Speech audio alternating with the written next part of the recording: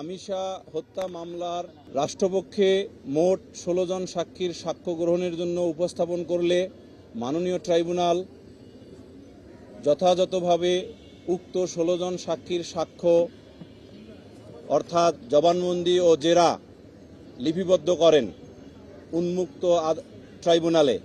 মাত্র একজন সাক্ষীর সাক্ষ্য রাইসা আক্তার অর্থাৎ ডিসিস্ট রামিসা আক্তারের বড় বোন, যেহেতু তিনিও শিশু ছিলেন, তার ক্ষেত্রে আমরা মাননীয় ট্রাইব্যুনালের আদেশ মোতাবেক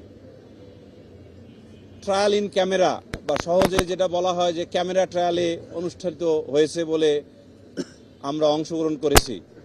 সব মিলে ১৬ জন সাক্ষীর সাক্ষ্য আইন অনুযায়ী যথাযথভাবে আজকে ট্রাইব্যুনালে গৃহীত হয়েছে এবং নারী ও শিশু নির্যাতন দমন আইনের ২০-২ উপধারা অনুসারে যেহেতু বলা হয়েছে যে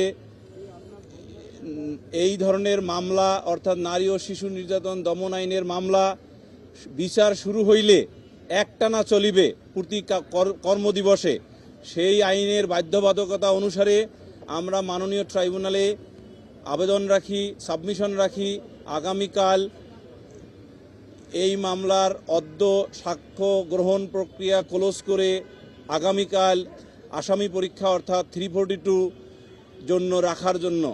তখন মাননীয় ট্রাইব্যুনাল আইনের সেই সাবমিশন শুনে সকল সাক্ষীর সাক্ষ্য গ্রহণ যেহেতু শেষ হয়ে গেছে, সাক্ষ্য গ্রহণ প্রক্রিয়া ক্লোজ করে আগামীকাল আসামি পরীক্ষা জন্য রেখেছেন।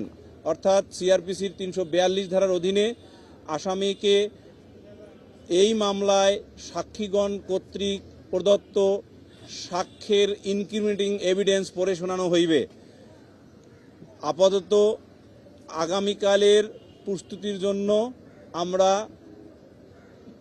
বিভিন্ন সাক্ষ্য বিশ্লেষণ করে আদালতে উপস্থিত হব, অর্থাৎ ট্রাইব্যুনালে উপস্থিত হব।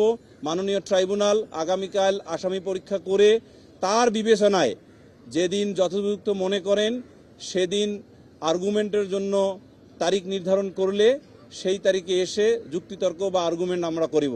আমাদের সকল সাক্ষী উপস্থাপন করা হয়েছে, একজন নয় ২ জন সাক্ষীর সাক্ষ্য আমরা মনে করেছি প্রসিকিউশন পক্ষে যে তেমন প্রয়োজনীয় না।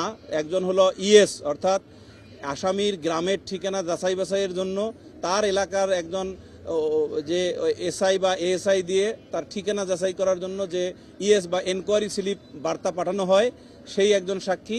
আরেকজন হলো এই মামলার যিনি রেকর্ডিং অফিসার অর্থাৎ যিনি এই মামলাটা শুধুমাত্র বিপি ফর্ম 27 রেকর্ড করেছেন, করে তদন্তকারী কর্মকর্তাকে তদন্তের জন্য হাওলা করেছেন, এই 2 জনকে। এইটা ডেফিনেটলি আমি গতকালও বলেছিলাম যে রেকর্ডের বহির্ভূত কোনো তথ্য বা স্টেটমেন্ট আদালতের প্রসিডিংয়ে গ্রহণযোগ্য না।